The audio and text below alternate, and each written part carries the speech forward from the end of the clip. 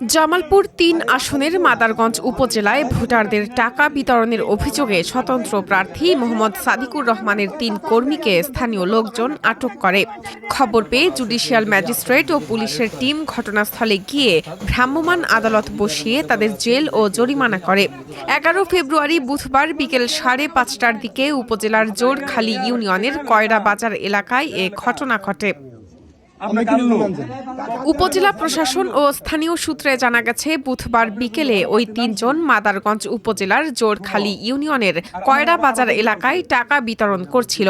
এ সময় স্থানীয় লোকজন তাদের টাকা সহ আটক করে। পরে খবর পেয়ে জুডিশিয়াল ম্যাজিস্ট্রেট ও পুলিশের টিম ঘটনাস্থলে যায়। তাদের কাছ থেকে ১.৫ লাখ টাকা পাওয়া যায় বলে জানায় পুলিশ। পরে ভ্রাম্যমাণ আদালত বসিয়ে তাদের প্রত্যেককে ১ মাস করে কারাদণ্ড ও ৫,০০০ টাকা করে জরিমানা করা হয়। মোহাম্মদ সাদিকুর রহমান জামালপুর ৩ আসনে বিএনপির বিদ্রোহী প্রার্থী।